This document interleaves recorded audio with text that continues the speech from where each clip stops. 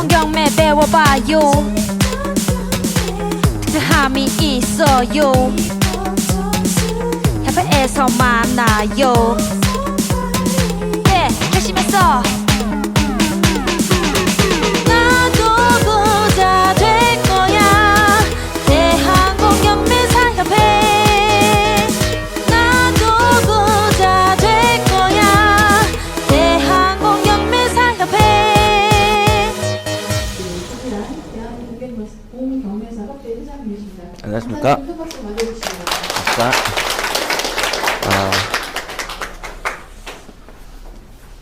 네. 어제도 제가 왔었거든요.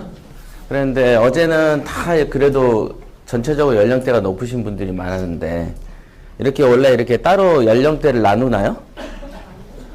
아니에요? 인위적으로 좀 나눈 것 같은데? 예. 제가 좀 전에 이제 그 소개된 도기안이라는 사람인데요. 혹시 그 팟캐스트를 들으시나요, 여러분들은? 팟캐스트. 안 들으세요?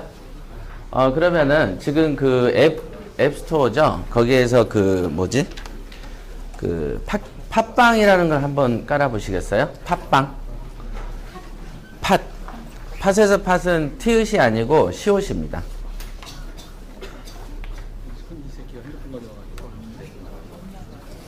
팟빵. 그거 깔으시면은, 거기에서 이제 그 도기안의 경매왕이라는 어떤 그 방송이 하나 있어요. 그래서 거기에 이제 그 음원이, 경매 음원이 한 600개, 650개 정도 있습니다. 그러니까 약 700여 개 가까이 되는데, 그 방송은 이제 그냥 무료입니다. 팟캐스트니까. 예, 거기에 이제 경매에 대한 여러분들의 호기심을 돌 수 있게끔 많이 이 방송이 있습니다. 이쪽이 휑하니까 허전하네요. 요 앞자리는. 원래 앞에 사람이 어제 있어야, 어제 방송회가 여기에서 녹음했던 거를 올려놨어요. 어저께. 보시면 있을 거예요. 그래서, 있나요? 찾으셨어요? 어디? 여기는. 받으셨네. 여기에서 검색이, 여기 돋보기가 검색이에요. 거기 도기안의 경매 눌러보시죠. 있죠? 네, 그걸로 여러분들이 참조하셔서 공부를 가끔 많이 하십시오. 지금 오늘 준비한 거는, 어저께는 이제 경매 성공 사례로 이제 비춰본 법원 경매였다면, 오늘 할 방송이란다. 오늘 할 주제는 법원 경매의 편견들입니다. 한번 크게 한번 해보시겠어요? 뭐라고? 읽어보시죠. 법원 경매 편견들. 다시 크게 한번 해보시죠. 다시 솔톤으로 한번 하시죠. 시작. 네. 법원 경매 편견들 하면은, 원래는 이제 그 경기도 인재개발원 같은 데서는 이제, 권리 분석 같은 걸 좀 해드렸는데, 그걸 통상 하면은 잡니다. 100% 자요. 그래서 권리 분석 같은 지식을 좀 빼고 생각들을 좀 바꾸는데 포인트를 이번에 화성시청에서는 잡았고, 어제하고 다르게 오늘은 법원 경매 편견들에 대해서 얘기를 할 건데, 법원 경매 편견들을 주제로 정한 이유는 되게 간단합니다. 편견들이 많아서 돈이 돈인 줄 모르고 사는 경우가 너무 많습니다. 여러분들은 돈을 좋아하시겠죠? 어떠세요? 돈 좋아하세요? 필요하죠. 필요하다. 필요하지만 좋아하진 않는 느낌인데? 좋아해요? 예. 여기는? 좋아해요? 쓰는 걸 좋아해요? 버는 걸 좋아해요? 쓰는 게 좋지. 그러니까 돈을 잘 버는 남자를 만나면 되잖아. 그죠? 돈이라는 것은 간단합니다. 여러분들 중에 지구상에 누구도 돈 싫어하는 사람은 없을걸요? 그죠? 그런데 돈을 좋아한다고는 말을 하지만 돈을 벌기 위해서 노력은 잘 안 하죠. 그리고 돈을 벌기 위해서 노력하는 수단으로 생각하는 게 직업이란 걸 생각을 합니다. 직업은 돈을 버는 구조로 선택하는 게 아니고 원래는 생계수단으로 처음에 시작을 한 거죠. 그러나 어떤 생계를 유지하고 더 큰 돈을 벌기 위한 방법이 있다면 그 길로 직업을 선택하고 싶어 하고, 그래서 직업에 귀천이 나뉘면서 누구도 똑같은 10시간을 일하는데 누구는 몇 천씩 벌고 누구는 몇 천씩 못 벌고 요런 어떤 단계가 이제 나눠지기 시작한 거죠. 그죠? 이왕이면은 막 몇 천씩 벌고 싶죠? 네. 근데 왜 못 볼까? 공무원은 박봉이라서? 예. 일단은 돈을 많이 벌고 싶으신 거는 분명하다면 여러분들이 돈을 많이 벌 수 있는 수단을 선택하면 될 거 아니겠습니까? 어떠세요? 맞아요, 틀려요? 맞습니다. 맞죠? 네. 자, 그럼 돈을 벌 수 있는 수단을 선택한 거가 있나요? 지금? 없습니다. 한 번도 노력 안 하셨어요? 네. 지금 나이가? 빨리 얘기해. 나이는 비밀입니다. 비밀은. 예. 자, 간단합니다. 부자가 되려면은 여러분들이 하시는 지금 공무원 업무의 효율성을 발휘하기 위해서는 돈의 스트레스를 안 받으면 좋지 않겠어요? 어떠세요? 돈의 스트레스에서 해방되면 자기가 하는 일이 즐겁죠. 그거는, 그죠? 그림을 그리든 어디 가서 놀아도 불안증이 없죠. 마음이 편해지죠. 여러분들이 하는 공무원의 어떤 행위가 어떤 직업의 소명의식을 발휘하기 위해서는 돈으로 스트레스를 받아서는 안 된다. 그러니까 공무원의 월급을 대폭 인상하는 게 맞을 것 같죠? 물어보는 거야. 맞을까? 네. 예. 그죠? 자, 그러나 현실은 또 그렇지 않으니까, 여러분들이, 무엇인가 별도의 어떤 수단을 선택할 수밖에 없는 거죠. 그래서 그 선택을 하나를 하긴 하는데, 그게 비효율적인 수단인 경우들이 너무 많다. 효율적인 수단들이 천지에 깔려 있다면은 누군들 부자가 안 되겠어요. 다 돈 벌고 살지. 그러나, 어떤 신문이든 어떤 매체에서 어떤 우리가 구경할 수 있는 어떤 합법적이고 합리적인 수단 중에서 어떤 그 여러분의 어떤 배고픔을 해결할 수 있는 것은 극히 드물죠. 굉장히 드뭅니다. 굉장히. 그죠? 흔하면은 다 부자 되지 않겠어요. 그죠? 그러나 드물기 때문에 안 된다. 그래서 오늘 배우실 게 그 드문 것 중에 하나다. 유일하다고는 안 했어요. 드문 것 중에 하나입니다. 그런데 드문 것 중에 하나인데 그 어떤 접근하기가 그럼 어렵냐라고 보면은 되게 쉽다라고 보면 되죠. 접근하기 쉽죠. 법원 가는 건 누가 안 말립니다.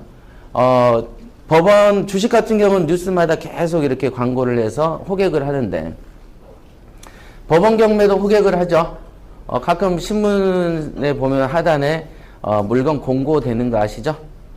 그렇게 공고를 해서 여러분들을 꼬시죠.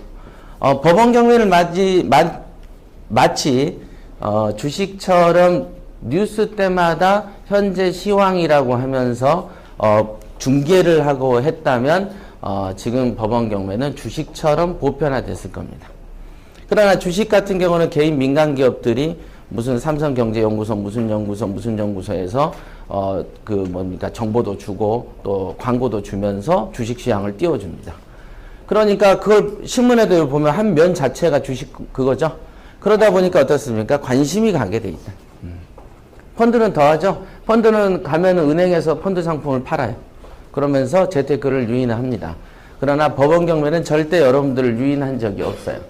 그러니까 여러분들이 찾아가야 되는데 뭐 때문에 안 되냐면 뭐 때문에 안 된다고요? 저기 써 있잖아요. 편견. 네, 편견 때문에 안 됩니다. 편견은 밖에서 주입되는 겁니까? 내 몸에서 나오는 겁니까? 편견은? 뭘까요? 그건 알아야 다음 얘기를 하지. 편견은 내 몸에서 생기죠. 내 마음속에서 생긴단 말이에요. 그러니까 법원 경매를 못하는 게 편견 때문이라고 한다면은 누가 나를 돈 못 벌게 하는 거예요? 본인이. 편견은 내 몸속에서 나와서 나를 망치는 주범입니다. 그래서 실제로 보면은 돈을 못 버는 사람들의 원인을 이렇게 생활을 이렇게 한 2, 3일만 지켜보면은 생각하는 거라든지 행동 거지가 다 돈 못 벌게 생겨 먹었다. 원래. 그래서 오늘은 굉장히 이제 중요한 겁니다. 그래서 편견들에 대해서 오늘 한번 잘 보시면 됩니다. 요거는 이제 우리가 팟빵은 아까 좀 깔아는 시간을 드렸기 때문에 한번 이렇게 들어보시면 되고요. 그 다음에 이제 이거는 옥션 랜민 대회는 올해 이제 저희 그 협회에서 한 8명만 이렇게 딱 선출을 해가지고 교육비 하나도 안 드리고 6개월 동안 자기가 2천만 원 정도를 들고 있으면은 그걸로 투자를 하는 거를 체험시켜주는 프로젝트예요. 그래서 실제로 지금 접수 중입니다. 3월 1일부터. 어제도 제가 방송에서 얘기했지만, 행시 출신의 이제 어디까지 올라간지는 제가 모르겠지만, 고시 출신의, 나이는 60세인 분이, 신청을 했어요. 투자 경험은 없지만. 그래서, 우리가 이제 돈 들어간다 그러면 잘 안 하려고 그러는데, 하도 이렇게 우리가 체험을, 정말 생초보도 되는 걸 보여주려고 프로젝트를 하고 있습니다. 금년에. 한번 홈페이지에서 한번 관심을 가져보세요. 지원을 해서 혹시 당첨되면 압니까? 인생이 바뀔지. 자, 오늘의 교육 목표는 생소한 법원 경매에 대한 두려움하고 거부감을 불식시키는 거하고 성공 사례를 통한 자신의 문제점 인식인데 어제는 문제점을 인식했는데 오늘은 그냥 사례만 몇 가지를 들어서 설명을 해드리는 시간을 갖도록 하겠습니다. 첫 번째로 제가 이제 준비한 것은 부동산에 대한 얘기를 먼저 하는데 법원 경매는 사실은 부동산도 팔고 동산도 팔죠. 동산이라고 하면 자동차 같은 것도 동산입니다. 그죠? 그래서 통상 우리가 세관 공매 들어보셨나요? 세관? 들어보셨어요? 세관 공매 안 들어보셨어요? 들어보신 분? 안 들어보셨어요? 세관 공매. 혹시 그러면은 그 밀수하다가 잡히는 거는 들어보셨어요? 그게 다 잡히는 압류품들이에요. 그럼 밀수하다가 잡힌 것들이 중에서 가품이 있고 진품이 있겠죠. 그죠? 그러면 가품은 태워버리겠죠. 그러나 진품을 태워버리긴 좀 뭐하죠. 그죠? 그래서 진품을 유통을 시킵니다. 그 유통시키는 게 세관 공매다. 이런 게 있어요. 그럼 한국자산관리공사는 들어보셨어요? 안 들어보셨어요? 들어보셨어요? 예. 한국자산관리공사는 온비드라고 돼 있어요. 적으세요. 온비드. 한글로 온비드. 여기 있네. 여기 몇 페이지죠? 7페이지. 7페이지에 온비드 있어요. 여기도 있다. 그죠? 온비드는 한국자산관리공사를 말하는 거고요. 온비드에서 하는 일은 국가의 세금을 걷어들이는 일을 합니다. 그 걷어들이는 세금을 가지고 여러분들의 월급을 충당하기 위해서 온비드가 열심히 일을 하는 거죠. 그래서 온비드는 공매, 온비드 공매 이런 것도 알아놓으셔야 됩니다. 그래서 공매라고 하는 건 법원에서 진행하는 건 법원 경매, 법원 이외에서 진행하는 걸 주로 공매 이렇게 얘기를 하는데 이제 법에 의해서 진행이 되지만 법원에서 진행되는 건 법원 경매, 그 외에는 이제 공매 이렇게 됩니다. 그러니까 국민은행 같은 데서도 물건을 팔 수가 있어요. KB신탁 들어보셨나요? KB신탁? 뭐 이렇게 안 들어본 게 많어. KB신탁은 들어보셨긴 했었을 건데 거기에서도 물건을 판매합니다. 싸게. 공매, 온비드 공매는 매주 10%씩 떨어뜨려 줍니다. 매주. 그러니까 2억짜리 집이면 한 주 지나면 1억 8천에 팔리고요. 팔린다는 거는 1억 8천에 계약한다는 얘기는 아니에요. 1억 8천부터 시작한다는 얘기고 그 다음에 또 한 주 지나면 또 10%씩 또 떨어집니다. 자, 법원 경매는 한 달에 몇 프로 떨어질까요? 모르겠습니다. 찍으세요. 5%? 1번 5%, 2번 10%, 3번 20%. 에? 정답은? 10%요. 10%. 자, 몇 프로? 법원 경매는 한 달에 몇 프로 떨어질까요? 10%. 15%. 15%. 질문인데 없는데. 10%. 20%입니다. 20%. 법원에 따라서 인천법원 같은 경우는 한 달에 몇 프로 떨어질까요? 인천이요? 네, 인천. 질문자의 취지에 맞춰서 한번 추정을 해보시죠. 40%. 땡! 30%. 자, 그럼 이렇게까지 법원경매를 잘 모르시는구나. 근데 법원경매 강의를 들으시는 이유는 뭔가요? 이 신청한 이유는? 법원 경매인지 몰랐습니다. 몰랐어요? 그럼 뭔 줄 알았어요? 금융자산 관련자. 그거는 오후 시간대잖아. 자, 이분처럼 모르고 오신 분 빨리 손 들어보세요. 거기는 뭔 줄 알고 오셨어? 예? 아, 그냥 교육이라고 알고 왔어요? 자, 법원 경매라는 걸 알고 나는 이거를 꼭 들어야 되겠다고 생각하고 온 사람. 집을 한 채 드리겠습니다. 1,000만 원. 1,000원하고 만 원을 1,000만 원이라고 한다던데? 알고 왔어요? 모르고 왔어요? 알고 왔어요? 그러면은 나이가 지금 몇 살이세요? 31살. 시집 갈 때 됐네? 갔어요? 그러면은 집에서 왜 법원 경매에 이렇게 관심 갖게 된 거예요? 아무래도 요새는 크게 얘기해야 돼. 어저께 방송 꼭 들으세요. 경매를 잘하려면 수다를 잘 떨어야 된다라고 얘기해놨어요. 돈을 이제 올리기 위해서 투자하기. 돈을 불리기 위해서. 공무원이 청렴하게 자기 쓸 돈만 벌면 되지 뭘 돈이 필요해서 투자까지. 그냥 많을수록 좋잖아요. 아, 많을수록 좋다. 맞아요. 정답이에요. 자, 돈은 많을수록 좋습니다. 다다익선이고 돈이 없으면은 솔직히 그 옛날에는 돈 없으면 불편하다 그랬는데 이제는 불편이 아니고 돈 없으면 죄가 되는 시절이 됐죠. 그래서 여러분들의 자녀들이 아빠가 나한테 해준 게 뭐 있어? 다른 집은 다 저러는데 라고 원망의 화살을 쏘지 않습니까? 그래서 정말로 그래요. 요즘에는 돈 없으면은 죄가 되는 시절이 되어 있습니다. 자, 부동산, 저도 이제 이렇게 질문을 하는 이유는 뭐냐면, 여러분들의 문제가 이렇게 하나씩 알아야 제가 이제 중간에 계획했던 강의에서 방향을 요렇게 틀거든요. 혼자서 이렇게 떠들면, 조금 안 되고, 제 스타일상 이렇게 물어보면서 하는데, 어제보다 조금 심각한 수준의 분들이 많이 오셨군요. 어저께는 부동산도 알고, 경매도 아시는 분들이었는데, 다만, 경매해야 하는 법을 몰랐다. 근데 오늘은 자산관리 과정인 줄 알았다. 안 되는 거예요. 이게 자산관리공사도 처음 들으신 분들이 있다는 걸 저는 좀 충격인데, 혹시 경매 경험이 있으신 분 계시나요? 경험. 아니면 부동산 투자 경험. 투자 경험도 없으세요? 영혼이 맑으신 분들인데. 자, 오늘을 기점으로 여러분들은 새로 태어나는 걸로 하시죠. 아시겠습니까? 네. 자산관리가 좋아요? 부동산이 좋아요? 부동산이 좋습니다. 그럼. 자, 부동산은 말 그대로 움직이지 않는다는 뜻이고, 여러분들에게 움직이지 않는 부동산처럼 여러분들이 지금 교육받는 이곳도 부동산이죠. 그래서 사람은 부동산을 떠나서는 살 수가 없습니다. 그죠? 어찌됐든 그 부동산에서 먹거리도 생산하고 여러분들이 편한 잠자리도 하는 것이고, 그래서 여러분 주변에 지금 걸치고 있는 옷보다도 소중한 곳이 부동산이다. 근데 산소처럼 너무 당연하게 이렇게 살기 때문에 가치의 어떤 그걸 존중을 안 하는 것 같아요. 자, 그렇지만 이 글자만 가지고도 여러분들 주변에 있는 일종의 부동산은 재테크 중에 본처라 그러지 않습니까? 그래서 항상 부자 중에서도 재테크 중에서도 부동산은 항상 곁에 두는 충신 같은 거다. 이렇게 보시면 됩니다. 그래서 여러분들 주변에 충신도 없고 뭣도 없으면 항상 보디가드가 없으면 어떻게 됩니까? 유명 연예인은 보디가드가 있죠?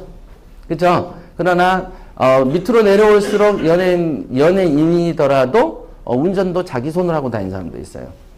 부동산은 여러분들의 보디가드가 되어야 되는 것입니다. 부동산의 성질은 원금 보장의 성질이 좀 강하죠. 강한 것 같으세요? 안 강한 것 같으세요? 좀 강한 것 같다. 주식보단 강하죠. 그거는 누구나 인정하죠. 펀드보다 강하죠. 부동산은 옛날에 어떤 분이 이런 얘기를 했어요. 그 학회 교수님인데 저보고 그러더라고요. 야, 경매가 좋긴 좋은 것 같아요. 그러면서. 그래서 왜요? 왜요? 그래서 왜냐하면 그분은 투자를 많이 안 하시는 분인데도 그런 말을 한다. 그래서 왜 그런가를 해서 그 사람의 의견이 궁금해서 들어봤어요. 그랬더니 부동산은 망해도 물건이 남잖아. 이 얘기를 하더라고요. 그러다가 부동산이 떨어져도 언젠가 지 가치를 해서 올라갈 수가 있잖아 라는 얘기도 했습니다. 그러니까 실제로 10년 전의 화성과 10년인 오늘의 화성의 가치가 폭등했을까요? 떨어졌을까요? 어땠을까? 폭등했죠. 자, 그러면 서울도 볼까요? 10년 전의 서울과 10년 후인 오늘의 서울의 시세는 어떨 것 같으세요?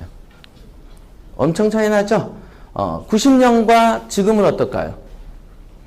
제가 그 90년, 89년도에 서울로 올라왔거든요. 그 당시에 방배동의 평당 땅값이 300만 원 정도였습니다. 지금은 4천, 5천 이렇게 합니다. 그 당시 지금 보라매 공원 아시죠? 예, 보라매 공원 있는 데가 옛날에 공군사관학교였어요. 그때 이제 공군사관학교를 다니신 분이 저희 회사에 임원으로 계시는 분이 계시거든요. 근데 그분이 사관학교 생도 시절에 하루에 간식으로 빵을 하나씩 줬답니다. 빵, 간식 있잖아요. 근데 그 빵이 밖에 있는 논 있죠? 그 한 평하고 가치가 같았대. 그래서 제가 그때 빵을 먹지 말고 아껴놨다가 땅을 사시 그러셨습니까? 예. 그때 논바닥이던 시절에. 그렇다면 지금쯤 엄청 몇천억대 부자가 됐겠죠. 그런데 왜 사람들은 땅값이 그렇게 오를지를 몰랐을까요? 왜 몰랐을까요? 그 당시에 장영자는 한강에 모래사장도 샀다던데. 그죠? 자, 이런 시절이다. 지금도 여러분들이 있는 이 화성시청도, 이 화성시청 관내 있죠? 관내도, 지금으로부터 5년 후, 10년 후를 보면은, 아이고, 그때 살 걸, 이 생각을 또 하게 됩니다. 근데 사진을 살려고 할 때 말리는 사람들의 특징이 뭡니까? 부동산이야, 폭 나갈 수 있지 않냐? 뭐 이런 얘기 하죠?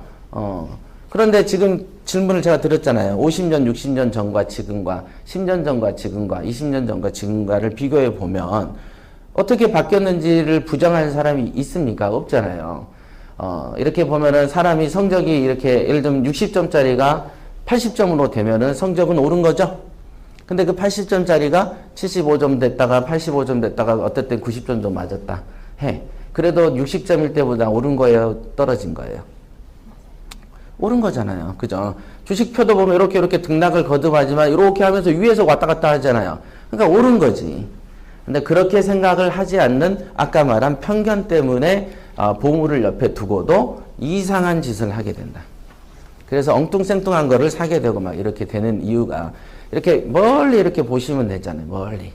그래서 우리가 볼링을 쳐도 초반부에 막 160, 170까지 올라가다가 꼭 뭐가 됩니까? 에버리지까지 떨어지죠?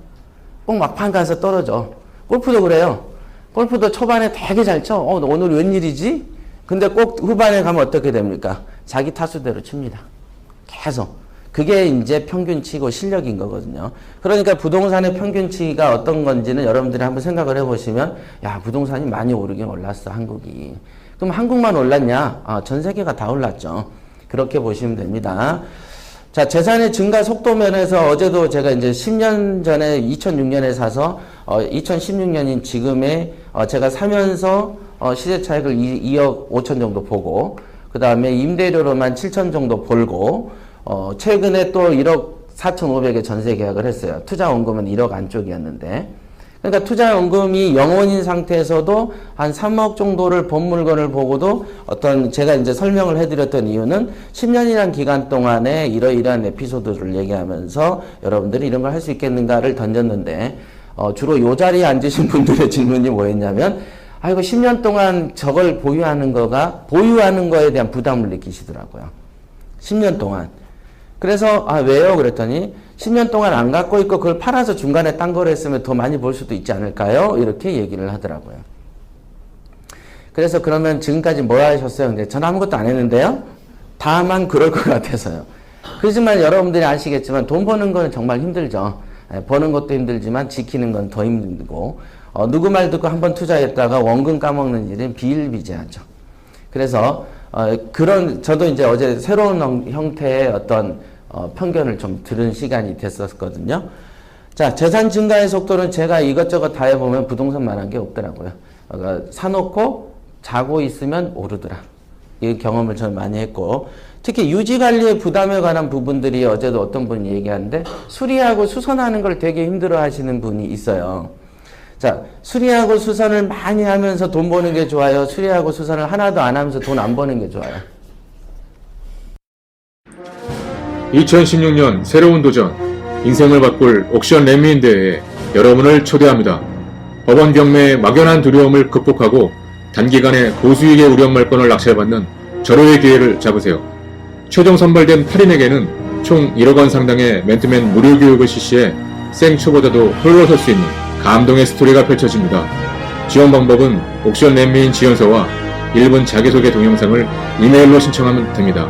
접수 기간은 3월 1일부터 4월 30일까지이며 국내 최초로 개최되는 이번 대회는 직접 자기 물건을 낙찰받는 인생 최고의 기회가 될 것입니다. 여러분들의 많은 참여 바랍니다. 놓치지 마십시오. 옥션 랜미인 대회. 돈 버는 게 좋잖아. 자, 몸이 아파가지고 겔겔거리면서 근육이 키워지는 게 좋아요? 근육통이 없게끔 헬스를 안 해서 몸이 없는 게 좋아요? 키워지는 게 좋지. 자, 그죠? 똑같은 겁니다. 그래서 어떤 성장을 하려면 성장통이라는 게 있는데 어떤 부동산을 사서 하는 데 있어서 너무 호강하려는 어떤 생각들이 되게 많아.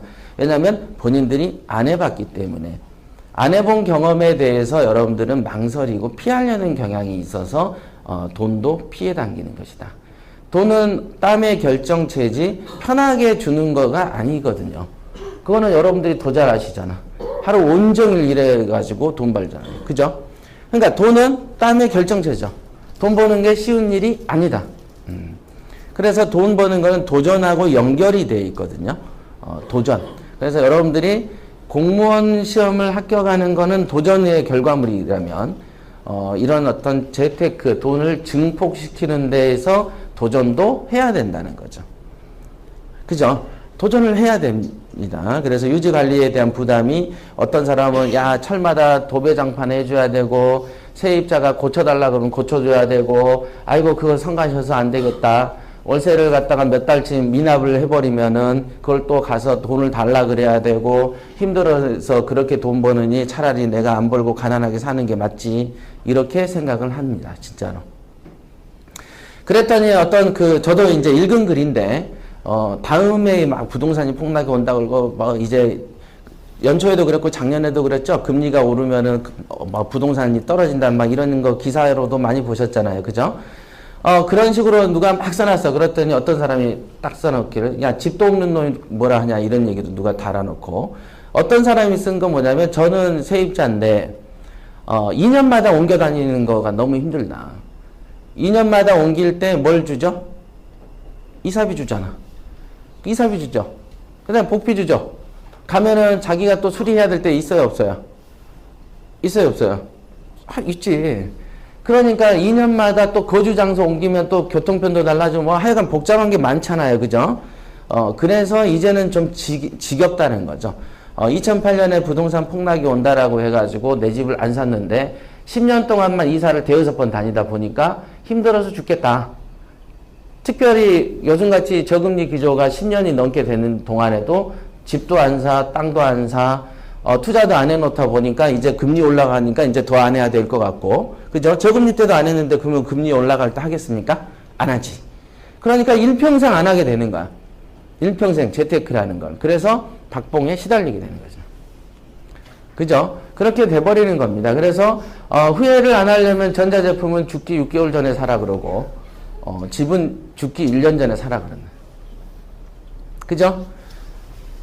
그잖아. 전자제품은 죽기 6개월 전에 사면 후회를 안 한대잖아요. 부동산도 죽기 1년 전에만 사면 특별히 내가 죽기 전에 급 나갈 거를 보고 죽진 않을 거 아니겠어요. 그런 말들이 있는데 그것도 다 생각의 차이죠. 자, 부동산의 특징은 국가에서 가장 큰 수입원이 되죠. 그죠? 국가 입장에서 은행에서도 가장 큰 수입이 됩니다. 은행의 주 수입원은 뭔가요? 대출이죠. 자, 대출을 하는 데 있어서 은행한테 여러분들이 가가지고 여러분들의 냉장고를 맡기고 대출해 줍니까? 해줘요, 안 해줘요? 안 해줘. 그러니까 그런 건 전당포로 가야 되겠죠. 전당포도 냉장고는 안 받아요. 그러니까 은행에서 여러분들이 주변에 이렇게 보는 이 전국의 수많은 은행들은 부동산을 가지고 대출을 해줘서 은행의 그 수만 명의 은행원들에게 월급 주고 조직을 운영합니다. 그렇죠? 그게 부동산이에요. 그 다음에 부자의 가장 큰 수입이 되기도 하죠. 부동산은 부자의 가장 큰 수입원입니다. 그런데 여러분들은 부자가 되고 싶으시죠? 그죠? 그럼 부동산이 있어야 돼요, 없어야 돼요? 저는 다이아로만 구비하는데요. 이런 거예요? 부동산에 관심이 어느 정도세요? 관심이 없어? 조금. 많고, 꼭 부자 되십시오. 부동산에 관심이 많으면 꼭 부자 됩니다, 진짜로. 자, 여러분들이 약간은 터부시도 하고, 한 적도 있고, 취득을 망설이기도 했고, 별로 친한 척도 하지도 않았던 그런 부동산들이 실제로는 보면은 이렇게 국가한테 가장 큰 수입원이 되고, 은행한테 가장 큰 돈이 되고, 부자들의 가장 큰 돈이 됩니다. 그죠? 5천만 명 중에서 의식주의 소중함을 안 느끼는 사람은 한 명도 없을걸요? 없습니다. 그러니까 가장 필수 재화죠. 여러분들이 술 안 먹고 담배 안 피고는 살 수가 있어도 밖에서 노천에서 이렇게 잠을 잘 수는 없거든요. 그만큼 소중한 재화고 실제로 여기 언급된 국가은행 부자라는 것들이 보면 실제로 서민에 속합니까? 대규모 집단에 속합니까? 대규모죠. 즉 있는 자에 속한다. 그러니까 있는 자들은 부동산을 갖고 놉니다. 근데 없는 사람들은 부동산을 갖고 못 놀죠. 그럼 뭐냐면 있는 사람들은 보석을 갖고 놀지만 없는 사람들은 보석을 갖고 놀기 어려운 거하고 마찬가지입니다. 그러니까 여러분들이 오늘도 이제부터는 생각을 싹 바꿔가지고 밖에 이렇게 이제 이따 오늘 하루 또 지내실 거 아니겠어요? 그러면 지나다니는 어떤 보이는 건물마다 보이는 땅마다 야 저게 내 거라면 얼마나 좋을까 그런 주문을 막 외우세요. 그래 하루에 10번씩 외우면 1년이면 몇 번입니까? 3650번이죠. 그러면 여러분들이 바뀝니다. 제가 여러 번 해보면 여기서는 테스트는 할 수는 없지만 제가 이제 교육생들 테스트에서 같은 질문을 3번에서 5번 정도 반복해서 하고 자기가 입으로 떠들면 사람이 바뀝니다. 사람은 진짜 손쉽게 바뀝니다. 이렇게 부동산보다 더 빨리 바뀌는 게 사람이거든요. 아무리 살찐 사람도 한 달 동안 딱 해보면 살 빠집니다. 의지의 문제지만 강제로 코칭을 하면. 그렇거든요. 그러니까 사람만큼 쉽게 바뀌는 것도 없는데 그걸 가장 누가 안 바뀌냐면 자기가 자기를 잡아요. 통상. 이렇게. 그래서 이제 부동산의 실체는 야 있는 놈들이 갖고 노는 거구나. 그래서 부자가 되려면은 여러분들의 직업하고 재테크라는 걸 별도로 하나 장착을 하셔야 된다. 만약에 직업만 가지고도 부자가 될 수 있다고 생각을 하신다면 여러분들은 앞으로도 고생길이 훤한 거죠. 그죠? 여러분들의 남편이나 여러분들의 가까운 지인이 야 직업으로 부자 될 수 있어. 그런 생각은 이미 접은 지가 10년도 더 되지 않습니까? 요즘에는 의사나 변호사를 통해서도 부자가 되기 어렵죠. 어렵습니다. 그래서 단지 직업만 가지고는 안 되는 시절인 거는 상식에 속하죠. 그래서 재테크도 부동산이란 건 뭐냐? 재테크 중에 으뜸이다라고 얘기한 게 부동산은 이제 원금 보장 형태가 강하고 실제로 떨어지는 확률은 여러분들이 주변에서 보는 교통사고 날 확률보다도 낮다라는 것이죠. 그죠? 오히려 교통사고는 하루에도 몇십 명씩 죽지만 부동산이라는 건 그거보다 더 안정적이죠. 그거는 이제 여러분들이 안정적이지 않던데요 이러면은 한번 찾아보세요. 자, 부동산은 또 필수재하고 필수재예요. 의식주 중에 하나고 그 다음에 재화가 한정이 되어 있다는 측면에서 가치가 오를 수밖에 없다라는 것이죠. 그래서 이제 금도 사고 뭐 원유도 사고 그러죠. 원유 가격이 요즘에는 폭등했다 그러죠. 예. 최근에 원유 가격이 폭락했던 원인은 가장 주축이 됐던 미국하고 중국이 경제가 어려워져서 소비량이 좀 주는 거 하나. 그 다음에 메이저 그 유전 그 기업 회사들이 어정쩡한 신생국 그 유전 있죠. 걔네를 망하게 하려고 가격 경쟁을 시도했다라고 하더라고요. 계속 생산을 해서. 그래서 이제 뭐 어떤 신흥국 베네수엘라 같은 경우는 그것 때문에 이제 부도날 위기까지 가니까 다 그런 겁니다. 그래서 재화가 한정되면은 가치는 독점 형태로 쥐락펴락할 수가 있죠. 그러니까 어떤 전월세 상한선이 있어도 집주인 입장에서 야 오늘은 7천만 원 올려주세요 이렇게 해버리잖아요. 어떤 그게 자기의 독점권이 있기 때문에 그렇게 밀어 올려버리는 겁니다. 그게 왜 가능하냐면 한정된 재화이기 때문에 소유자가 마음대로 해도 된다라는 것이죠. 그러다 보니까 대체적으로 가격이 안정되죠. 그죠? 그죠? 사는 사람은 많은데 물건은 적어요. 그럼 가격이 오르거나 안정되죠. 그런데 인구가 팍 줄고 사는 사람이 없어져요. 그렇게 되면은 가치가 떨어지면서 부동산이 떨어지기도 하겠죠. 그래서 부동산을 살 때는 뭘 보고 사죠? 입지나 어떤 주변 환경을 고려하게 되고 그런 눈을 배우게 되는 것이다. 그죠? 시골에 아무 데나 산다고 돈이 되는 건 아니니까. 자, 그 부동산의 특징에 대해서 얘기했고요. 법원 경매는 국가가 만든 시장입니다. 자, 누가 만들었다고요? 국가. 네, 국가가 만들었습니다. 그리고 국내 유일의 부동산의 도매 시장이죠. 여러분들이 아까 제가 말했던 그 한국자산관리공사의 온비드 공매하고 그 다음에 또 아까 말했던 신탁회사의 공매 그런 경우들하고 여기에 있는 법원 경매는 유일하게 인정하는 도매 시장이다. 도매. 그래서 싸게 살 수가 있다. 그래서 싸게 얼만큼 싸게 사냐는 걸 아까 여쭤봤는데 5%, 10%, 뭐 15% 얘기 나오셨죠? 20%, 30%씩 차감이 됩니다. 차감.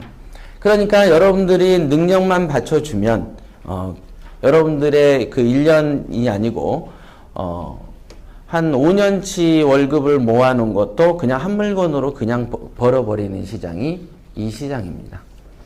그런지 모르셨어요? 모르셨어요? 전혀 몰랐어요? 누구도 안 알려주고? 전혀 몰랐어요, 진짜로. 네. 아, 이렇게 차감이 되거나 이런 시장이 있는지도 몰랐어요? 같은 과구나. 같은 부서예요? 여기도 모르셨어요? 이런 게 있는지 몰랐어? 알고는 있었는데 일반인들이 쉽게 할 수 있다고 생각하지 않았어요. 아, 어떤 점 때문에요? 잘 모르고 섣불리 했다가 오히려 이제 골치만 아파지고 골치가 아프고 돈 버는 게 좋아요? 돈 안 벌고 골치 안 아픈 게 좋아요? 돈도 못 버는 게 되는. 돈도 못 벌 수도 있다라는 생각 때문에. 주식은 해보셨어요? 네, 한번 주식은 어떻게 접근하게 되셨어요? 그냥 호기심에 한번 해봤는데 아, 그럼 주식도 호기심에 하듯이 부동산도 호기심에 해보시지. 금액이 커가지고 그럼 주식은 얼마나치 하셨어요? 조금 했어요. 조금. 조금 얼마? 1,000만 원? 네. 부동산도 1,000만 원으로 할 수 있다면 하시겠어요? 할 수 있다면 좀 이따 사례를 보여드릴게.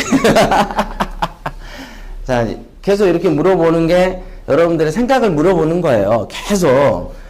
그래야 바뀌거든요. 부동산은 항상 나오는 말이 잘 몰라서요. 이 얘기가 첫 번째 나옵니다. 그런데 경매 같은 경우 하시는 분들 보면 경매책을 한 권도 안 보고 하시는 분보다는 경매책을 되게 이렇게 다독을 하시는 분들이 더 많습니다. 여기 실제로 보면 경매는 공부를 많이 합니다. 공부를 하고 차트 분석하고 막 이렇게 또 인터넷 그 동영상 강의도 수강하고 그러면서 투자를 하시거든요, 통상. 그 노력의 100분의 1만 해도 부동산 경매는 합니다. 100분의 1만 해도. 자, 도매 시장이라는 점에 저는 굉장히 매력을 느꼈고 실제로 여기에서 이제 답을 낸 케이스인데 하다못해 대한민국에서는 정말로 1원 하나 깎아주는 게 인색한 게 현실적인 소매 시장인데 오히려 비싸게 받죠. 그러나 이상하게 이렇게 그 비싼 부동산을 막 1억씩 2억씩 깎아주는 이상한 시장이 하나 있는데 그래서 제가 책에 따는 4차원의 세계다라고 써놨습니다. 우리 보면 이상한 나라 폴 있죠? 그거 다 아시는 세대 같으신데 이상한 나라 폴에 보면 이렇게 막대기를 딱 쳐가지고 4차원의 세계로 가잖아요. 그런 것처럼 법원 경매는 다른 시장이다라고 보시면 됩니다. 그러니까 여기에서는 어떤 신성계처럼 여러분들의 지구상의 인간이 10년 살 거를 여기서 1년 만에 압축시킬 수가 있습니다. 그건 R집 파일 아시죠? 집 파일 형태로 대규모로 이렇게 R집을 해서 시간을 단축시킬 수 있다. 그 다음에 국가가 만드는 법원 경매는 이 관련법들이 이렇게 있어요. 아까 여기에 있었던 공매가 국세징수법입니다. 적으세요. 국세징수법. 국세를 걷어들이는 법이란 뜻이죠. 그래서 요거는 아까 국세징수법에 의해서 세금 체납된 부동산에 압류를 해서 팔아치우는 기관이 어디라고 그랬죠? 응? 어디? 크게. 어제는 목소리가 크던데 오늘은 참 보면 왜 그러지? 자.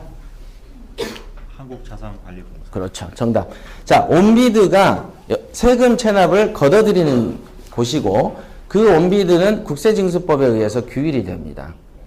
그리고 여러분들이 아는 법원 경매는 민사집행법대로 되는데 민사집행법이 2002년에 이렇게 생겼어요. 그죠? 2002년 7월에. 이게 이때가 언제냐면 IMF 때입니다.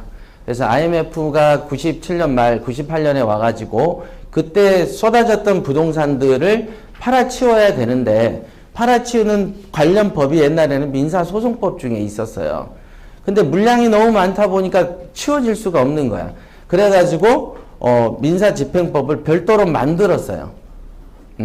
빨리 좀 팔아치우려고. 그러니까 뭡니까? 국가가 얼마나 뭔가를 팔아치우려고 법을 막 제정하고 하는 노력들이 지금 보이시죠? 저는 그걸 전달하려고 순서를 이렇게 잡은 거거든요. 그래서 관련 기관으로만 보면은 법원에 가시잖아요. 그러면 1층에가 경매계가 있어요. 경매계. 그래서 경매 1개, 2개, 3개, 4개, 뭐 10개 이렇게 있습니다. 그래서 경매계라는 게 있는데 그 계가 어디에 있냐면 민사집행과에 있어요. 과. 부서예요. 부서.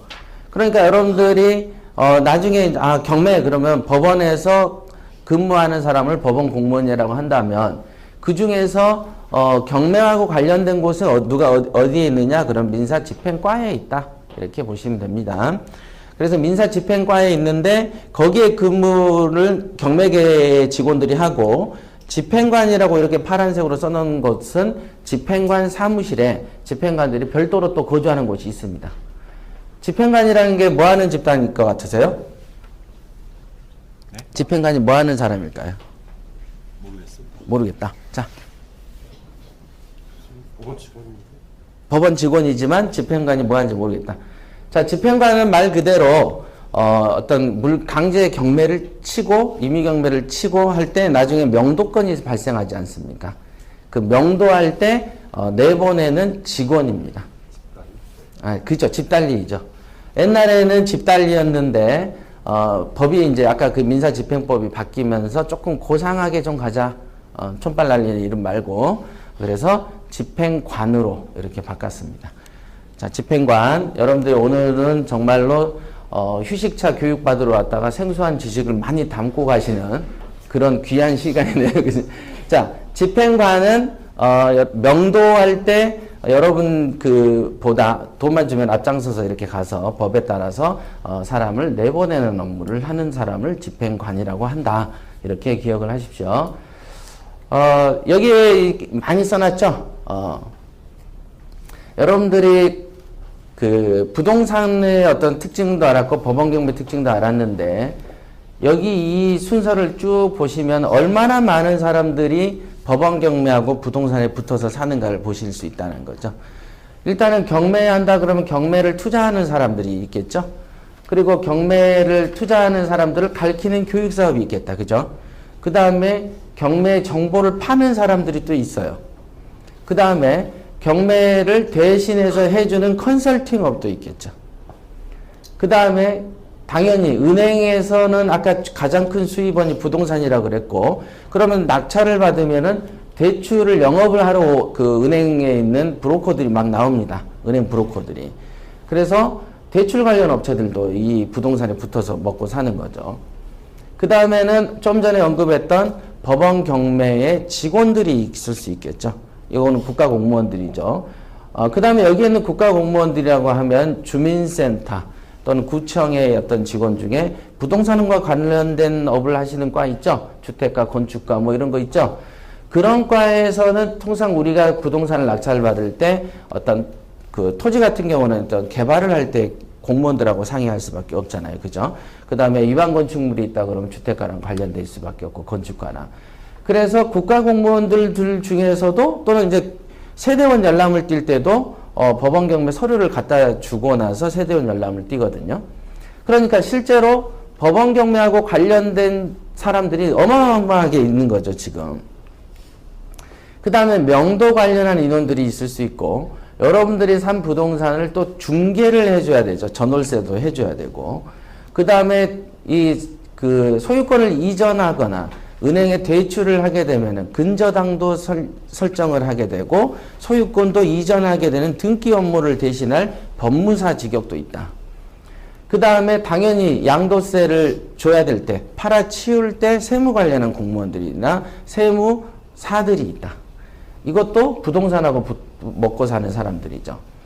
그리고 수리하거나 수선하는 업체들이 있을 수 있겠죠. 그죠? 또 뭐가 있을까요? 이사업체도 부동산하고 붙어 산다.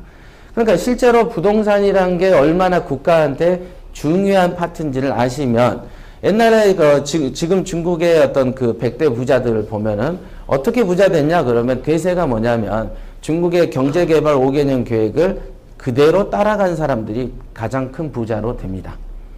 우리나라도 보면은 박정희 정권 때 경제개발 5개년 계획을 세웠던 거 기억하시죠?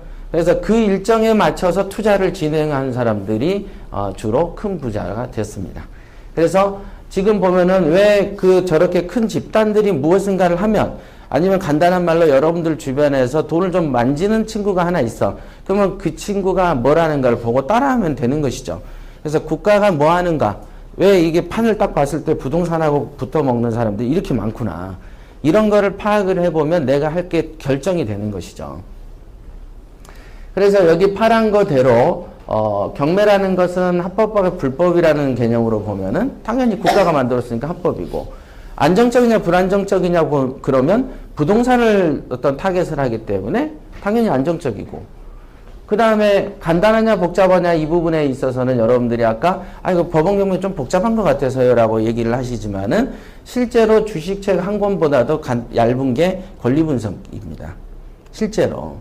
그 다음에 되게 간단하죠. 간단하니까 저희 어머님은 권리분석도 못해도 경매 응찰하러 다녀서 어려서부터 이제 저희 집은 경매를 좀 많이 했었어요. 시골에서도. 그러니까 실제로 보면은 경매에 굉장한 지식층이 들어와 있는 걸로 착각을 하시는 경우들이 되게 많은데 전혀 그렇지 않다. 실제로는 되게 간단하게 법원 가서 돈 넣고 글만 몇 장 써서 내면 내 거가 된다. 다만 실수할 수 있는 것은 두 가지밖에 없습니다. 하나는 시세 분석을 잘못하거나, 또 하나는 권리를 잘못 분석한 경우에 해당하거든요. 근데 권리 분석 같은 경우는 아까 지금 있는 그 얇은 책 있죠? 여러분들이 보시는 그 얇은 책 정도면 권리 분석 양이 끝납니다. 그런 거 외에는 시세 분석은 어디서 하냐면 여러분들의 입으로 부동산에 가서 조사하면서 끝난다. 이 두 가지가 가장 커요. 물론 이제 살았는데 뭐 집이 홀라당 타버린다든가, 집이 이렇게 기울어져 버리는 거는 어쩔 수가 없다. 그것까지는 할 수가 없지만, 적어도 원전 날리는 것보다 낫죠. 자, 이렇게 하고요. 5분 쉬시고, 정확하게 이제 10시에 또 시작하겠습니다.